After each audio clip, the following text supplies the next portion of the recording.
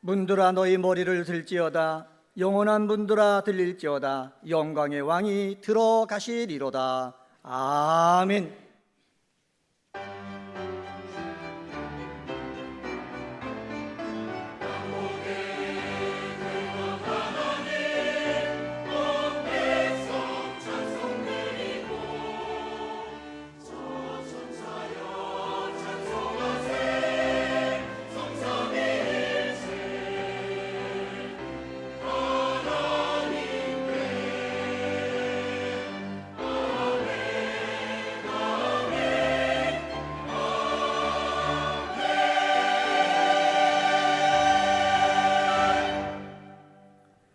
다 같이 찬송가 5장을 부르시겠습니다.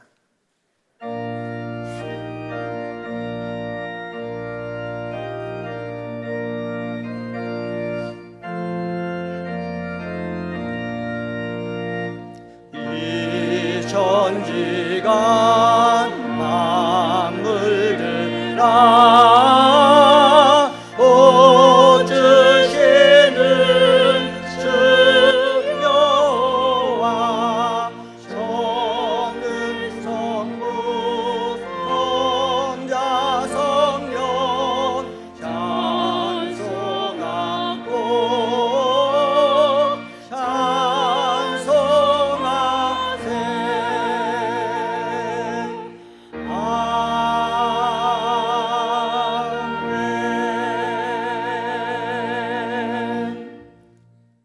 지난 한 주간을 돌이켜보며 간절한 마음으로 참회의 기도를 다 함께 드리겠습니다. 아버지, 나왔습니다.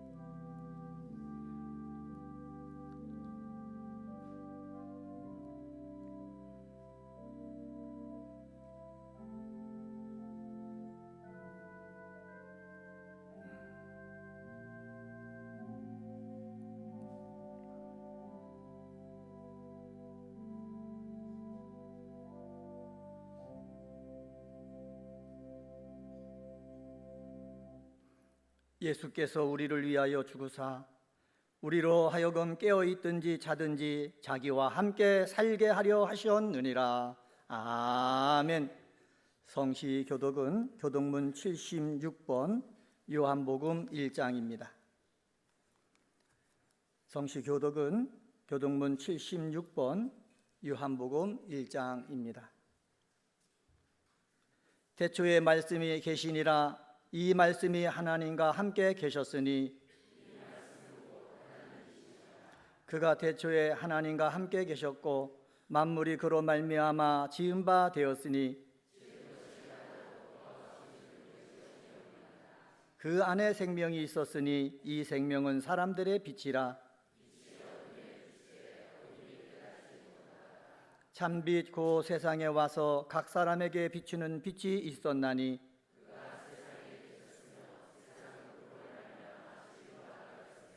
세상이 그를 알지 못하였고 자기 땅에 오매 자기 백성이 영접하지 아니하였으나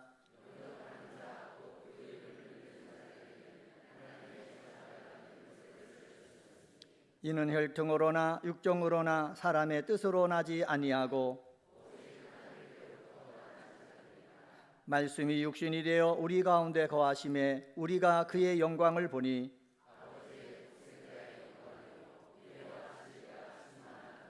아멘. 다 같이 찬송가 38장을 부르시겠습니다.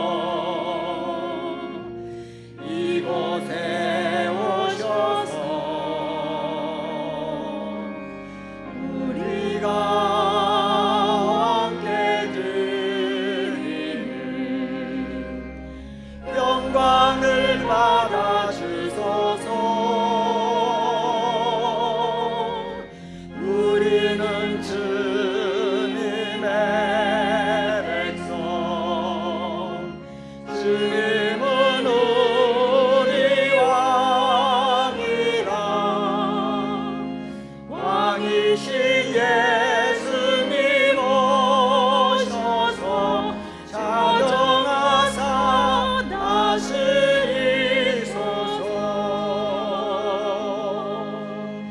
예수 우리 주시여 이곳에 오셔서 우리가 주께 드리는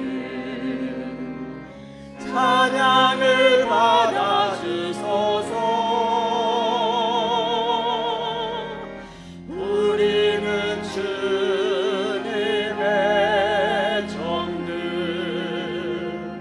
주님은 우리 주시라.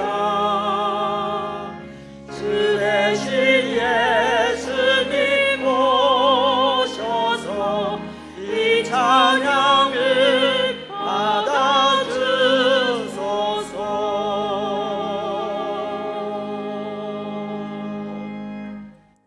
권영모 장로님께서 기도하시겠습니다.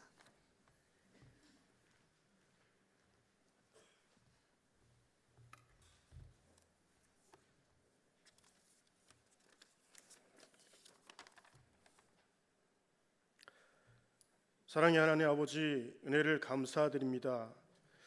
무더위와 장마 속에서도 저희들을 지켜주시고 복된 주일 주님 전에 나와 주님을 경배드릴 수 있도록 인도하여 주시니 참으로 감사드립니다. 그러나 주님, 부득이하게 건강으로 인하여 예배에 참석하지 못하는 성도들이 너무 많습니다.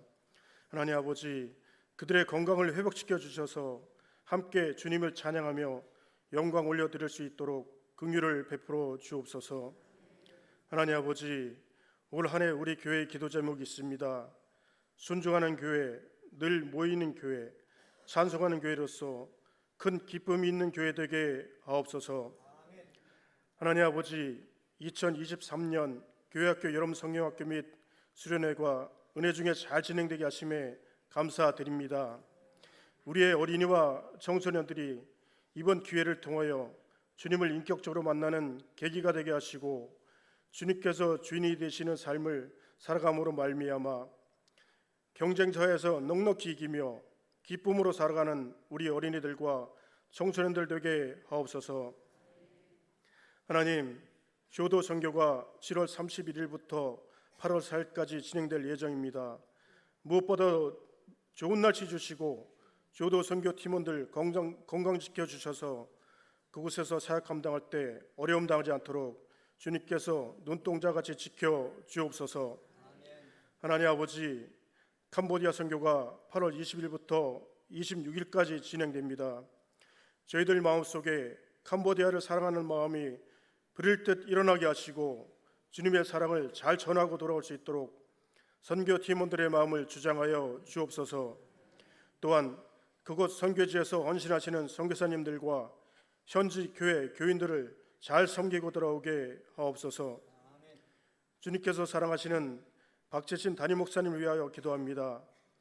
영육간에 강건함을 주시고 많은 사역 감당하실 때 피곤치 않게 하시고 날마다 새 힘을 허락하셔서 주님께서 명령하시는 모든 일들 주님께서 기뻐하실 수 있도록 잘 감당케 하옵소서. 가정도 사방 평강으로 지켜 주옵소서. 부목사님, 강도사님, 전도사님들 무더운 여름 날씨에 사역 감당하실 때 건강을 위한 어려움 없게 하시고 성령 충만함으로 맡겨진 사역 잘 감당케 하옵소서. 하나님 아버지, 저희들 이제 마음의 문을 엽니다. 담임 목사님께서 영원한 왕으로 좌정하신 하나님이란 주제로 말씀 전하실 때 은혜 받게 하시고 그 받은 은혜로 한 주간도 살아가게 하옵소서.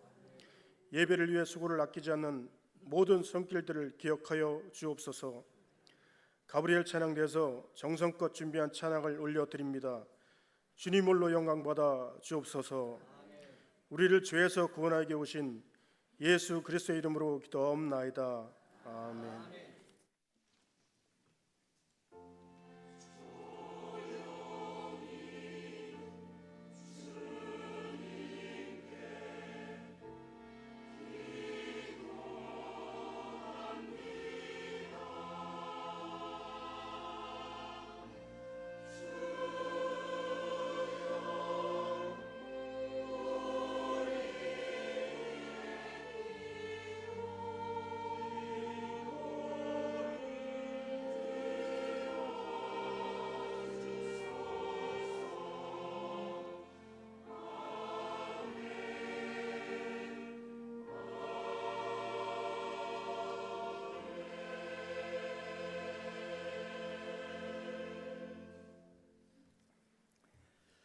하나님의 말씀은 시편 29편 10절서부터 11절 말씀입니다. 구약 성경 822쪽입니다. 하나님의 말씀은 시편 29편 10절서부터 11절에 있는 말씀 찾으신 줄 알고 받들어 읽겠습니다. 여호와께서 홍수 때에 자정하셨으며 여호와께서 영원하도록 왕으로 자정하시도다. 여호와께서 자기 백성에게 힘을 주시며 여호와께서 자기 백성에게 평강의 복을 주시리로다. 아멘.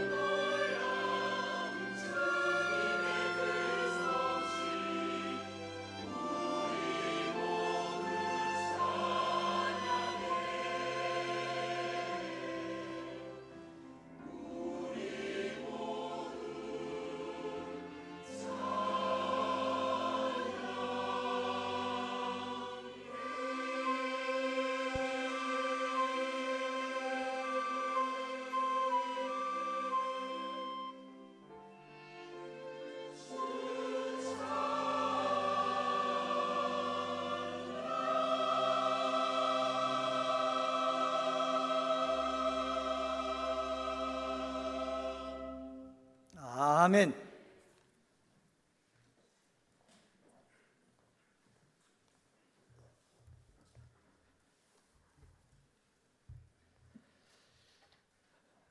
세계 역사를 보다 보면 아무리 강력한 나라라 할지라도 영원하지 못함을 알 수가 있습니다. 우리가 성경만 보아도 유대 나라를 물리친 또 그래서 함락한 이 바벨론이라는 당대 최고의 나라도 결국은 망하게 됩니다. 또 페르시아 왕국도 망하게 되고 로마 제국도 한 시대를 풍미했지만 망할 수밖에 없는 것이 우리 인류의 역사다 이렇게 보게 됩니다. 그런데 한 나라가 세워지고 또 여러 왕들이 교체가 될 때 그 밑에 사는 소시민들은 이렇게 나라가 바뀔 때마다 힘겨운 삶을 살 수밖에 없다라는 것입니다. 요즘 말로 말하게 되면 정권이 바뀌게 되면 어느 정권이나 이전 정권을 적폐라 이야기하고 적폐청산을 한다라는 것입니다. 그래서 오늘 내가 의인이었지만 내일은 죄인이 될 수가 있고 오늘 죄인이었던 우리가 내일 의인이 될 수 있는 이런 세상에 살다 보면 사실은 그냥 평범한 국민들은 이런 변화 없이 그냥 그대로 진행되기를 원한다라는 것입니다. 하지만 인류 역사는 그렇지가 않는다. 아무리 우리가 변함없는 것을 원해도 흥망성쇠가 다 있기 때문에 거기 따라서 우리들은 세상을 살아가는 게 힘겨운 삶을 살 수밖에 없는 것이 우리 인간의 현실이라 이렇게 보여집니다. 하지만 성경을 보게 되면은 믿음의 사람 다윗은 그렇게 고백하지 않습니다. 내가 처한 현실이 아무리 힘이 들고 어렵지 할지라도 그는 오늘 본문 시편 29편 10절 하반절에서 이렇게 얘기합니다. 여호와께서 영원하도록 왕으로 좌정하시도다. 우리 하나님은 왕으로 좌정하시는데 영원하다라는 것입니다. 바꿔 말하면 하나님은 결코 변함이 없이 우리의 왕으로 우리를 다스려 주시고 우리를 통치해 주신다. 이런 하나님이 나의 하나님이 되어서 세상을 살 수 있다라는 것, 이것은 축복 중에 축복인 줄 믿습니다. 오늘 귀한 예배를 드리시는 저 여러분들이 우리는 우리의 하나님이 영원한 우리 곁에 자정하신 하나님이라 기억하시고 이런 하나님을 나의 하나님으로 믿고 고백한다라는 것 감사하시고 하나님께 찬송과 영광을 돌려드리시는 은혜의 모든 성도님들이 되시기를 주님의 이름으로 축원합니다. 그렇다면은 우리의 영원한 왕으로 자정하신 하나님, 그 하나님은 어떠한 하나님이십니까? 첫째로는 홍수 때에 좌정하신 하나님이라 이렇게 이야기합니다. 시편 29편 10절 상반절을 보면 여호와께서 홍수 때에 좌정하셨으며 이렇게 얘기합니다. 홍수는 우리들의 생명을 빼앗아가는 그런 위험한 상황입니다. 그때 하나님은 우리 곁에 좌정하여 주신다. 자리 깔고 앉아서 요동함 없이 우리들을 지켜주시는 하나님이라. 이런 하나님이 우리의 하나님 된 것이 은혜요 복이 되는 줄 믿습니다. 성경에서 홍수 때라 이야기하는 것은 인류를 심판하신 하나님의 노아의 홍수 때라 이렇게 볼 수가 있습니다. 노아의 심판 때에 불의한 자들은 다 홍수에 휩쓸려 죽음을 당했지만 노아의 식구 8명은 다 살아남았다라는 것입니다. 하나님께서 홍수가 우리에게 밀려 들어와도 하나님을 믿는 우리들, 그들은 하나님이 구원해 주시는 은혜를 주신다. 홍수 때에도 우리 곁에 좌정하신 하나님, 이 하나님이 우리의 하나님 된 것이 복이 되는 줄 믿습니다. 지난 주간에 어느 목사님을 만나서 이렇게 대화를 하다 보니까 그 목사님이 그렇게 고백합니다. 자기가 수십 년 전에 교회를 처음 개척할 때 일이라는 거예요. 그래서 이제 어디에다가 교회를 세울까? 개척하려면 지역도 보지 않습니까? 그리고 어디에다가 어느 집을 얻어서 교회를 할까? 그런 걸 하면서 다니다 보니까 어느 집사님 한 분을 만나 뵀는데 그 집사님이 그렇게 제안했다라는 거예요. 자기 집 마당이 넓으니까 자기 집 마당에다가 천막 치고 교회를 시작했으면 좋겠다. 요즘에는 뭐 다 상가없고 이렇게 하지만 예전에는 천막부터 교회가 시작하지 않습니까? 그래서 천막 치고 교회를 해라 허락해 주시는 그 집사님께 감사하면서 그 집사님 앞마당을 빌려 가지고 거기에서 천막 치고 교회를 시작했다라는 것입니다. 열심히 전도하다 보니까 성도님들도 많이 오게 되었는데 어느 해 큰 장마가 있어가지고 홍수가 나서 생각지도 못했던 그 개천이 범람을 하게 되었다라는 거예요. 개천이 범람하니까 그 집사님 앞에 있던 그 천막교회도 계속 이제 물이 넘쳐 들어온다라는 거예요. 그래서 물이 집으로 몰려 들어오니까 그 목사님께서는 성도님들과 교회에서 귀중한 것들 좀 꺼내 가지고 피신을 해야 되겠다 해가지고 이제 짐 꾸리고 나가려고 하는데 그 앞마당을 빌려주신 그 집사님이 그 목사님께 그랬다라는 거예요. 목사님이 교회를 버리고 떠나시면 어떡합니까? 그 말을 들으니까 짐 싸고 나가다가 도저히 떠날 수가 없었다라는 것입니다. 그런데 그 집사님은 거기에다가 또 나는 여기서 자리 깔고 자리 지키면서 떠나지 않겠습니다. 집사님이 그러신다라는 거예요. 밖에서는 성도님들이 목사님 물 들어오니까 빨리 나오시라고 그러는데 그 집사님은 자리 깔고 앉아서 교회를 떠나지 않겠다. 여러분 이럴 때 어떻게 하셔야 되겠습니까? 그 목사님이 그 다음을 얘기를 안 하셨어요. 그런데 수십 년 지난 다음에 살아서 저에게 이야기하는 걸 보면 어떠합니까? 더 이상 뭐 얘기 안 해도 되겠죠. 근데 그 목사님 그러시는 거예요. 그 집사님이 떠나지 않고 거기 있는 걸 볼 때 마음으로 해결했다라는 거예요. 목사보다 집사님이 믿음이 더 좋다. 저는 그 목사님의 얘기를 들으면서 우리가 세상 살 때 우리가 믿는 하나님은 우리에게 이런 모습을 보여주는 하나님이라 이러한 생각이 들었습니다. 우리는 세상에 큰 물결이 우리에게 닥쳐올 때 짐 싸고 도망갈 생각하고 흔들리고 있는데 그 집사님은 거기에다가 오히려 자리 깔고 앉으셨다라는 거예요. 오늘 본문 다윗이 고백하는 겁니다. 우리 하나님은 홍수 때에도 좌정하신 하나님이라. 우리를 삼키는 큰 물이 우리에게 몰려와도 하나님은 우리 곁에서 좌정하셔서 우리를 지켜주시고 보호해 주시는 분이라 이렇게 고백하고 있다라는 것입니다. 하지만 우리가 신앙생활하다 보면 사실 이러한 신앙 갖기가 쉽지는 않다라는 것입니다. 잘 아시듯이 이스라엘 백성들이 애굽에서 출애굽을 하게 됩니다. 애굽 왕 바로는 쉽게 이스라엘 백성들 자유로 풀어주지 않고 있으니까 결국 10가지 재앙이 임하게 되었고 어쩔 수 없이 애굽 왕 바로는 이스라엘 백성들 풀어주게 됩니다. 그래서 이스라엘 백성들이 이제 애굽을 떠나서 약속의 땅 가나안으로 가려고 가는데 그들의 앞에는 홍해 바다가 가로막혔다라는 거예요. 그때 이스라엘 백성들 자기의 앞에 평탄의 길이 아니라 홍해 바다가 가로막히니까 하나님께 원망하고 모세에게 원망했다라는 거예요. 흔들렸다라는 것입니다. 10가지 이적을 체험하면서 하나님의 은혜를 받았음에도 불구하고 하나님의 은총을 맛보았음에도 불구하고 지금 당장 눈앞에 홍해 바다가 가로막으니까 하나님 원망하고 모세 원망했다. 출애굽기 14장 11절을 보면 그들이 또 모세에게 이르되 애굽에 매장지가 없어서 당신이 우리를 이끌어내어 이 광야에서 죽게 하느냐 어찌하여 당신이 우리를 애굽에서 이끌어내어 우리에게 이같이 하느냐 이렇게 불평했다라는 것입니다. 애굽에서 매장지가 없어서 이 홍해 앞까지 끌고 와서 여기서 우리를 죽게 하느냐. 그들의 입장에서 보면은 앞에는 홍해 바다가 가로막혀 있고 뒤에는 바로가 보낸 애굽의 군대들이 이스라엘 백성들 죽이겠다고 달려오니까 꼼짝없이 죽는 상황 아닙니까? 그래서 그들은 모세에게 원망하고 불평을 이야기했다라는 것입니다.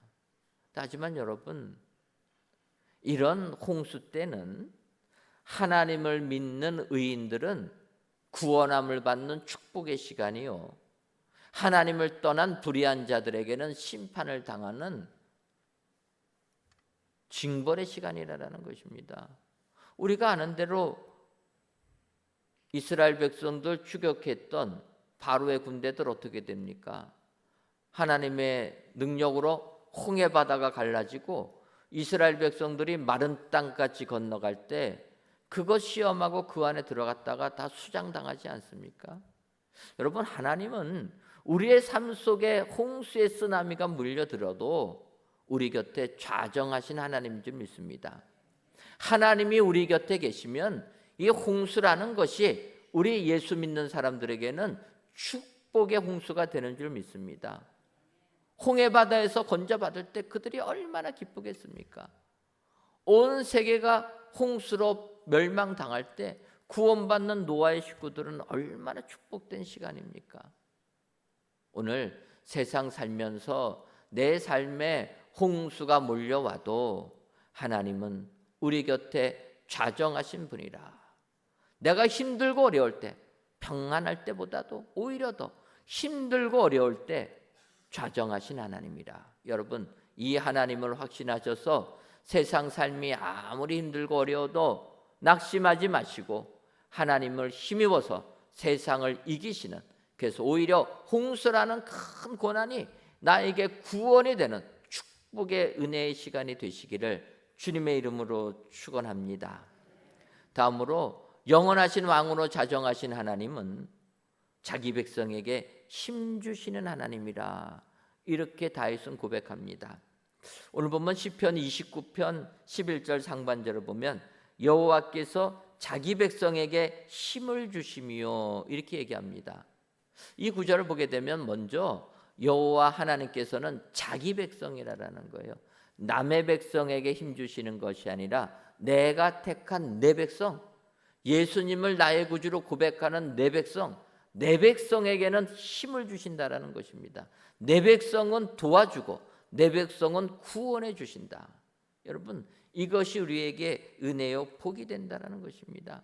하나님의 백성이 되었다라는 것이 얼마나 우리에게 위로가 되고 용기가 됩니까? 왜냐하면 하나님은 자기 백성에게 힘 주시는 하나님이기 때문이다. 여러분, 세상에서도 그래서 자국민이 된다라는 것, 어느 나라의 국민이 된다라는 것이 어떨 때는 큰 복이 되는 것입니다. 더군다나 힘 있는 나라의 국민이 되었다. 그건 얼마나 큰 복입니까? 그래서 예전에 우리나라가 어려운 삶을 살 때는 다 미국 시민권 따려고 노력하지 않았습니까? 예전에는 원정 출산도 했습니다. 원정 출산 들어보셨습니까? 아이 낳을 때 되면은 미국 가서 낳는 거예요. 미국은 그 땅에서 아이를 낳으면 그 아이에게 시민권을, 국민 자격을 준다라는 거예요. 그래서 우리나라에서 아이 임신 다 하고 결국은 미국에 가서 아이를 낳는, 그래서 미국 시민권 받으려고 했다라는 것입니다. 왜 그렇습니까? 미국이라는 나라는 자기 시민권을 가진 자국민은 어떠한 일이 있어도 돌보아 준다라는 거예요. 특히 외국에 가서 어려움을 겪는 자국민들이 있으면 그들은 끝까지 도와준다라는 거, 꺼내려고 한다라는 거예요. 북한 땅에도 미국 시민권을 가진 사람들, 억류되어 있는 사람들이 있습니다. 부끄러운 얘기지만 우리나라는 국군 포로들 명단조차도 없지 않습니까? 그런데 미국이라는 나라는 북한에 억류되어 있는 사람들, 그들을 위해서 정권이 바뀌어도 그들을 구출하려고 항상 외교의 조건으로 내놓는다라는 거예요. 다른 나라하고도 외교할 때 무조건 자기 국민부터 먼저 살려주는 조건을 가지고 외교를 한다라는 거예요. 그러니까 다들 미국 시민권 가지려고 했다라는 거예요.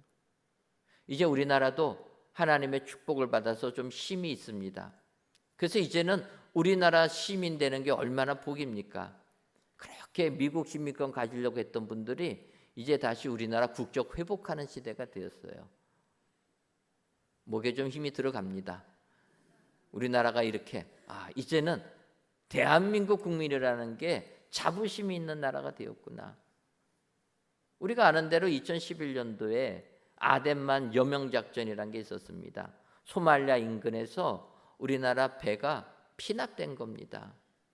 사실 우리나라가 좀 어려운 시대에는 이런 일들이 생기면 알아서 그냥 선주가 그 선원들 협상해서 구출해라 그러지 않습니까? 알아서 하라고 했는데 그때는 우리나라가 해군을 보낸 거예요. 청해부대를 보내가지고 피납한 해군들 그들과 전투를 해서 해적 8명 사살하고 해적 5명 생포해가지고 우리나라로 보내서 우리나라에서 벌받게 만들었다라는 거예요. 그리고 잡혔던 선원 21명을 다 무사하게 구출했다. 이제는 우리나라도 우리나라 국민을 보호하는 이런 시대에 살고 있다라는 것입니다. 여러분, 이처럼 자국민이 된다라는 것, 세상에서도 그 나라의 국민이 되면 나라가 보호해 주는데 하물며 우리 하나님께서 하나님의 백성된 우리들을 어려움에 그냥 방치하겠습니까? 오늘 성경을 보면 하나님께서는 자기 백성에게 힘을 주시는 분이라 그렇게 고백한다라는 거예요. 오늘 이 예배를 들으시는 저와 여러분들 하나님의 백성들이 다 된 줄 믿습니다. 하나님을 고백하고 의지하고 하나님의 백성된 자들에게는 하나님께서 힘을 주신다. 이 확신 가지고 오늘도 힘을 얻어서 세상을 이기시는 여러분 되시기를 주님의 이름으로 축원합니다. 시편 18편 1절을 보면 다윗이 이렇게 고백합니다. 나의 힘이신 여호와여, 내가 주를 사랑하나이다. 나의 힘이신 여호와여, 내가 주를 사랑합니다. 이렇게 다윗이 고백하는데 이 시편 18편 1절 그 앞부분 시편 18편을 설명해 주는 그 내용에는 이렇게 표제가 붙어 있습니다. 여호와의 종 다윗의 시, 인도자를 따라 부르는 노래. 여호와께서 다윗을 그 모든 원수들의 손에서와 사울의 손에서 건져주신 날에 다윗이 이 노래의 말로 여호와께 아뢰어 이르되, 이럴 때 이렇게 고백했다라는 거예요. 모든 대적의 원수들의 손에서와 사울의 손에서 건져주신 날에 나의 힘이신 여호와여, 내가 주를 사랑하나이다. 이렇게 고백했다라는 것입니다. 우리가 아는 대로 다윗은 기름 부음을 받은 다음부터는 그의 삶은 고난의 역경이었습니다. 하나님께서 이스라엘의 왕으로 세우자마자 왕이 된 것이 아니라 도망자의 삶이 되었다라는 거예요. 그러니까 사울은 다윗의 장인임에도 불구하고 사울 왕은 다윗 죽이겠다고 추격하지 않습니까? 이 황무지 가고 저 황무지 가고 결국 이스라엘 나라 거할 수가 없어서 블레셋으로 도망갑니다. 근데 여러분, 블레셋이 어떤 나라입니까? 다윗이 골리앗 장군을 죽였던 대적의 나라라는 거예요. 그러니 다윗의 삶이 어디들 가든지 대적에게 쫓기고 사울에게 쫓기는 이런 삶이었다라는 것입니다. 그런데 그런 다윗이 하나님께서 그 모든 원수에서 건져주실 때 그의 고백이라는 거예요. 나의 힘이신 여호와여, 나에게 힘을 주신 여호와, 그 힘을 힘입어서 내가 이 원수들의 손에서 벗어나게 되었다. 여러분, 우리가 사는 세상 참으로 힘들고 어려울 때가 많이 있습니다. 내 능력으로 도저히 헤쳐나갈 방법이 없는 이런 절망적인 상황에 처해 있을 때도 있습니다. 하지만 오늘 성경을 보면 우리의 영원한 왕으로 좌정하셔서 우리 곁을 떠나지 아니하시는 하나님은 자기 백성에게 힘을 주시는 분이라.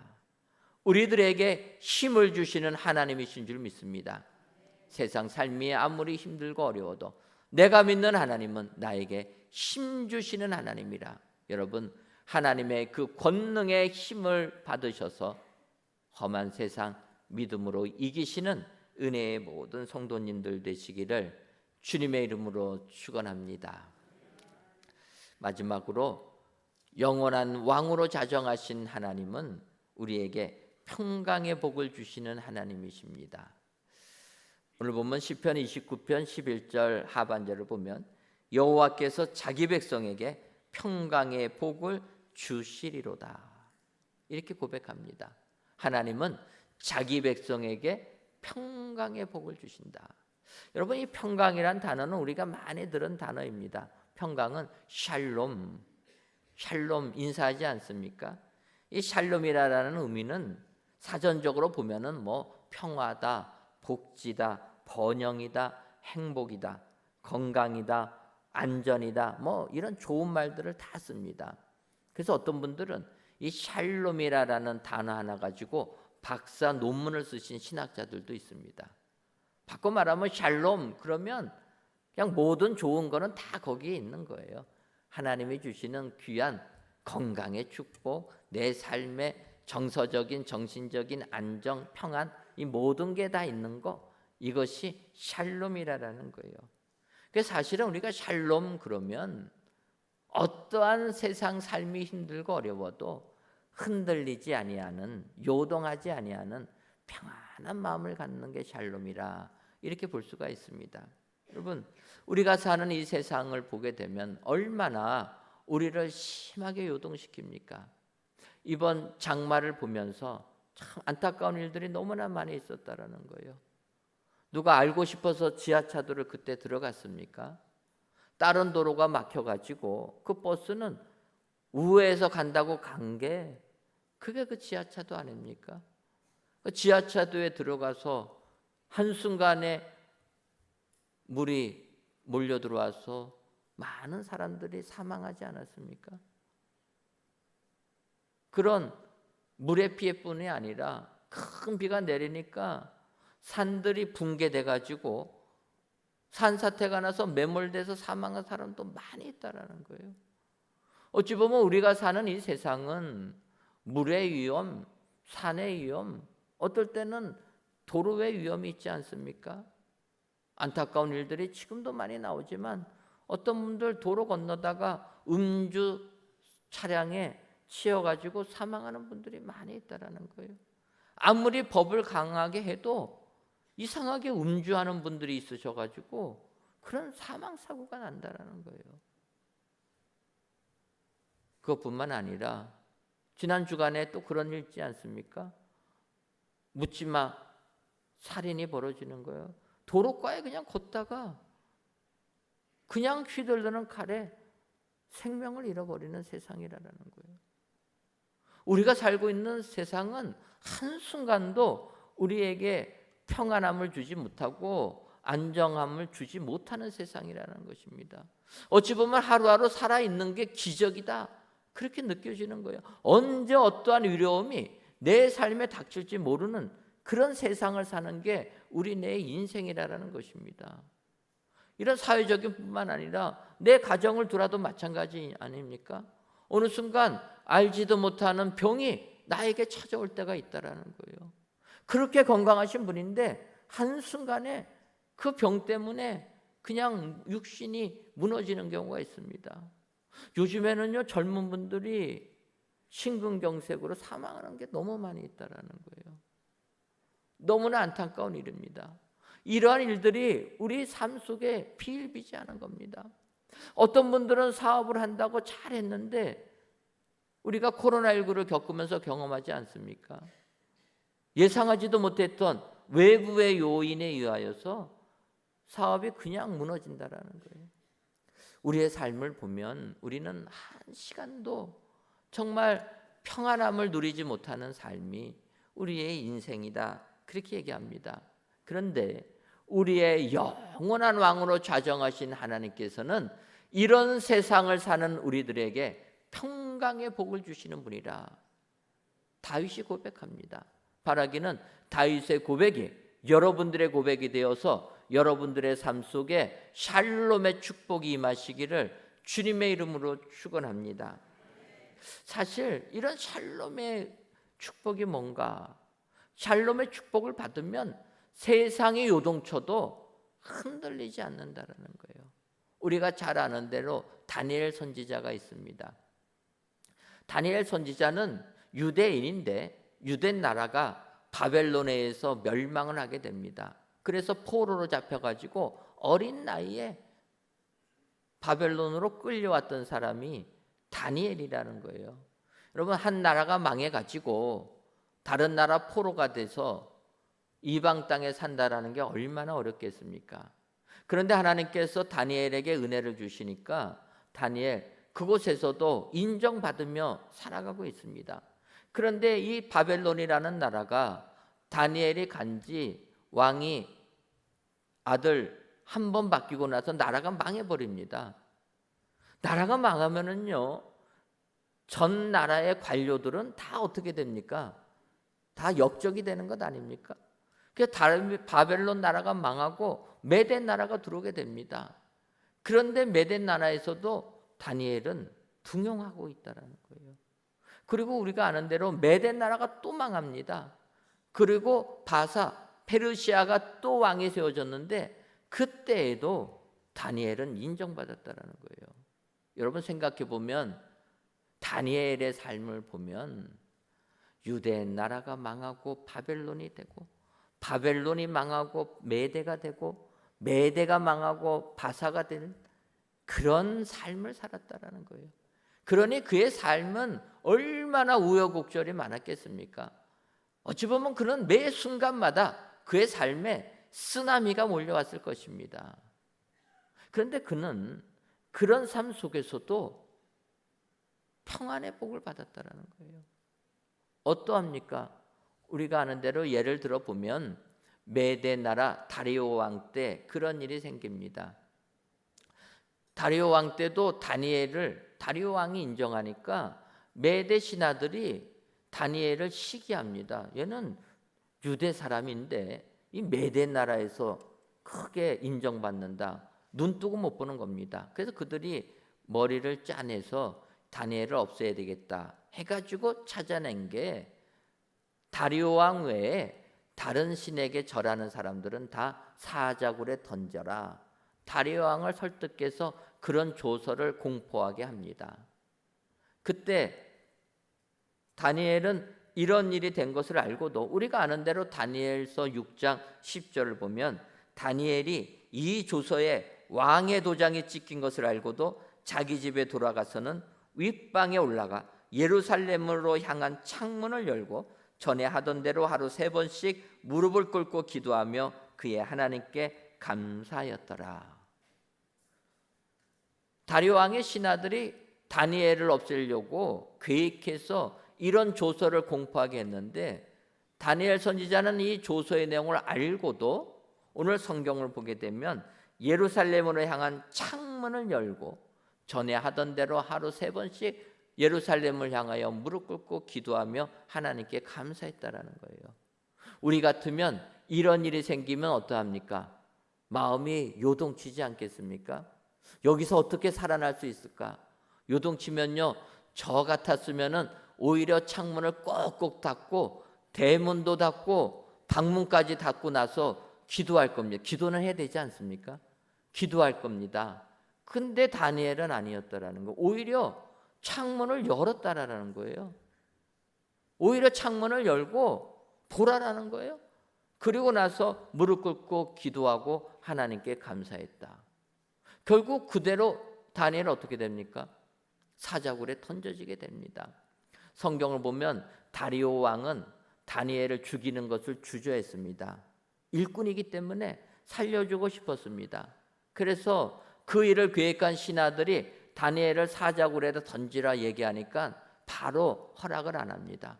어떠하든지 좀 살려보려고 했는데 이제 저녁다가 되겠어도 결단을 못 내리니까 신하들이 들고 일어나는 거예요. 그래서 어쩔 수 없이 다리오 왕이 허락을 합니다. 그리고 나서 다리오 왕이 한 것을 보면은 밤이 새도록 금식을 하고 오락을 그치며 잠자리를 마다했다. 생각해 보십시오. 다니엘을 사자굴에 던지라 명한 다리오 왕은 오히려 근심하고 금식하고 오락을 금하고 잠자기를 거절했다라는 거예요. 죽이라는 명령을 내린 사람은 오히려 근심합니다. 근데 다니엘은 어떡합니까? 평안하게 사자굴에 던져졌다라는 거예요. 그래서 새벽에 다리오 왕이 깨자마자 다니엘이 던져진 사자굴에 가서 얘기합니다. 다니엘아, 너 어떻게 됐느냐?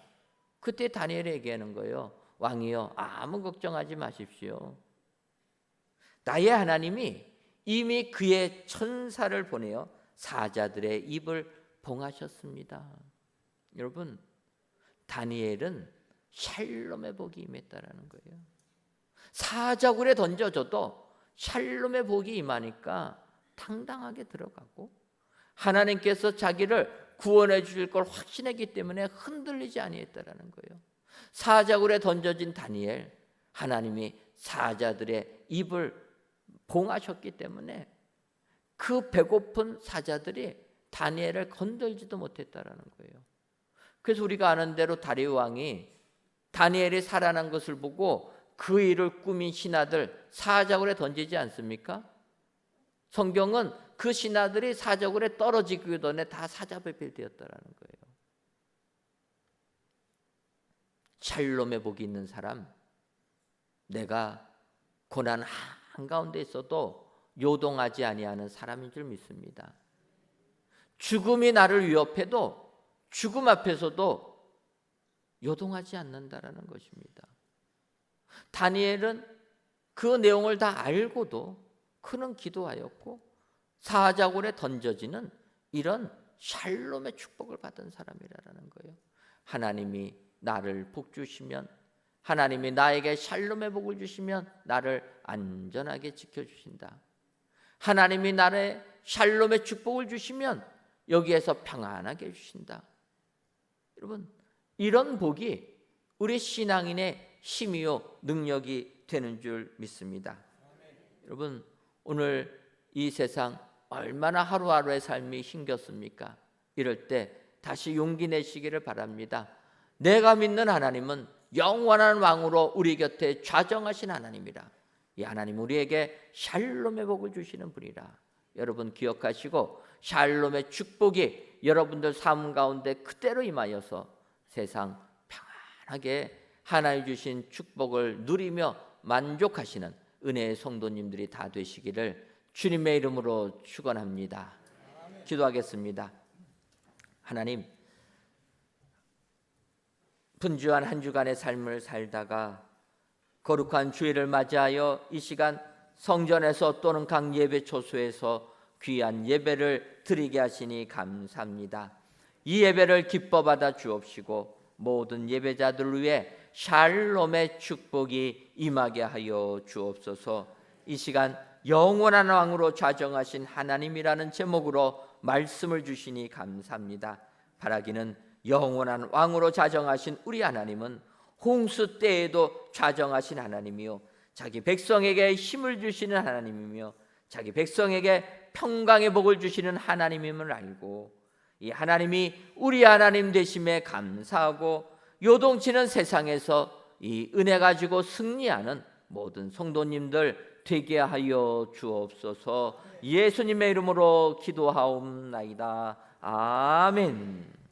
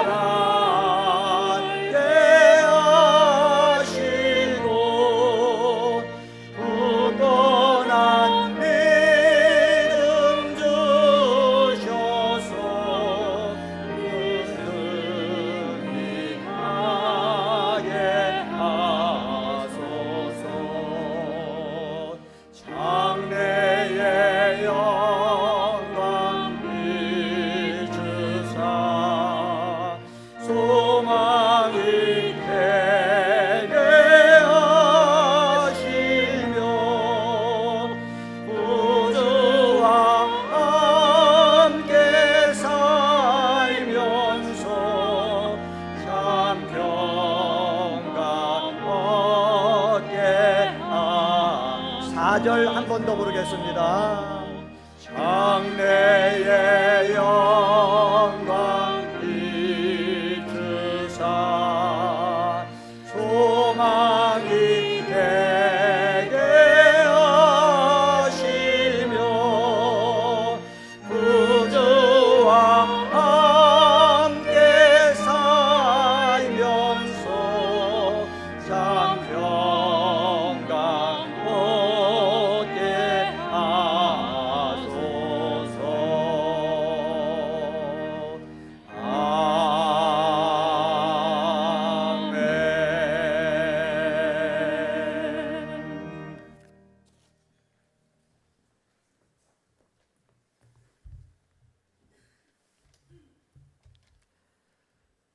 하나님, 이 시간 여호와께서 그의 이름에 합당한 영광을 돌리며 거룩한 옷을 입고 여호와께 예배할지어다는 시편의 말씀을 의지하여 하나님께 귀한 예물들을 바칩니다.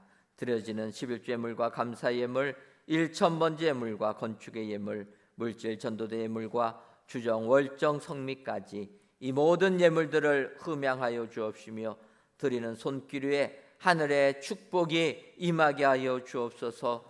먼저는 그의 이름에 합당할 영광을 돌리며 거룩한 옷을 입고 예배하는 저희들 되게 하여 주옵소서. 그리하여 우리들의 삶이 하늘의 축복을 받아 풍족함을 누리게 하셔서 세상에서도 주의 거룩한 옷이 다 드러나는 은혜까지 허락하여 주옵소서.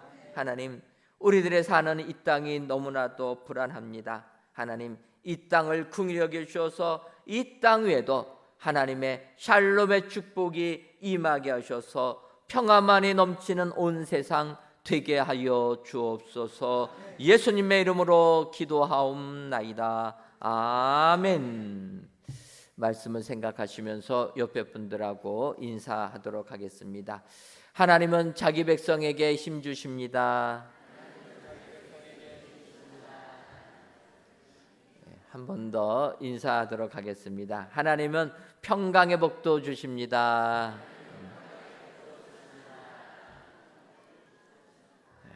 영원한 우리의 왕으로 자정하신 하나님은 우리에게 이 같은 복을 주신다 기억하시고, 이 하나님께 찬송과 영광을 돌려드리는 은혜의 모든 성도님들 되시기를 주님의 이름으로 축원합니다. 교회 소식 전해드리도록 하겠습니다. 오늘 저녁 예배는 찬양과 경배로 드립니다. 여러분 기억하시고 저녁 예배 시간에 많이 오셔서 찬송으로 하나님께 영광을 돌리시는 은혜의 성도님들 되시기를 바랍니다. 2023년도 교회학교 여름 성경학교 및 수련회가 은혜 중에 진행되고 있습니다. 우리 성도님들의 많은 기도와 후원을 부탁을 드리는데, 이제 중고등부 연합하는 청소년부가 내일부터 수요일까지 오륜 빌리지에서 수련회를 진행하고, 어린이부, 유년부, 초등부, 소년부가 연합해서 28일부터 30일까지 또 우리 교회에서 진행합니다. 우리의 자녀들 여름 성경학교 및 수련회를 통하여서 하늘의 은혜 받을 수 있도록 꼭 보내주시고 또 기도로 후원해 주시면 감사하겠습니다. 2023년도 캄보디아 단기 선교류나 훈련 모임을 8월 19일까지 매주 토요일 오후 5시에 진행합니다. 캄보디아 신청하신 분들은 꼭 훈련에 참여해 주시고, 우리 성도님들은 캄보디아 선교를 위하여서 기도해 주시면 감사하겠습니다. 선교 일정은 8월 20일부터 26일 토요일까지 진행됩니다. 저희들이 선교 가는 날만큼만은 주일 예배만 드리고 캄보디아로 출발하도록 하겠습니다. 여러분 이해해 주시고, 선교하시는 일이니까 주일 봉사는 못하더라도 예배 드리고 간다. 여러분들 그렇게 주를 위하여 헌신한다 기억해 주시고 기도해 주시면 감사하겠습니다. 또한 조도 선교를 위한 수익 사업도 진행 중에 있습니다. 7월 30일까지 매 주일마다 5층 카페테리아에서 진행하는데, 물품은 커피, 떡볶이, 은혜버거, 팝콘, 에코백 등등을 판매합니다. 여러분 기억하시고 많이 협조해 주시면 감사하겠습니다. 이렇게 또 수익사업 진행하니까 찬양대부터 시작해서 교회 학교가 다 간식거리로 이것을 사주셔서 얼마나 감사한지 모릅니다. 이렇게 기금이 모아진 기금을 모아서 우리가 조도 선교하는데 또 힘을 더하도록 하겠습니다. 사실은 저희가 선교 예산이 있기 때문에 선교 예산 갖고 해도 되지만 이렇게 또 성도님들의 도움 받아서 더 많이 풍성하게 선교해서 하는 것이니까 여러분들 기억하시고 협조해 주시면 감사하겠습니다. 조도 선교는 7월 31일부터 8월 4일까지 진행합니다. 여러분 조도 선교에서 많은 열매 맺혀질 수 있도록 기도해 주시면 감사합니다. 넷째 주 여전대 연례와 넷째 주 남선교 연례가 오늘 오후 1시와 5시 정한 장소에서 모이도록 하겠습니다.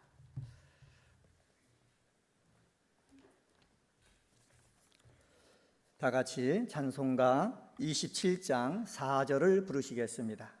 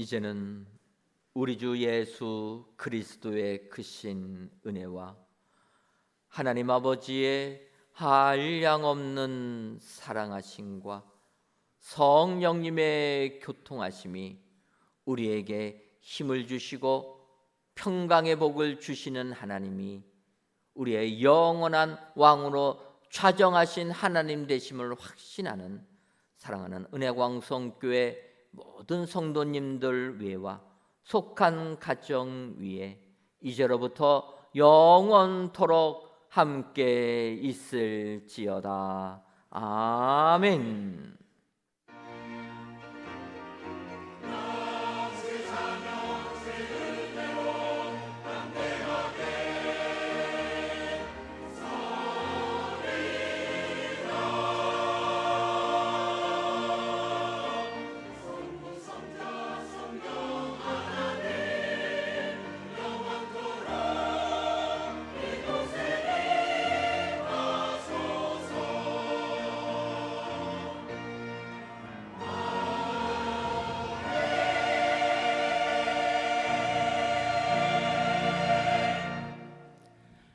평강의 복을 주시는 하나님의 은혜로 한 주일도 승리하시는 성도님들 되시길 기도드립니다. 안녕히 들어가십시오.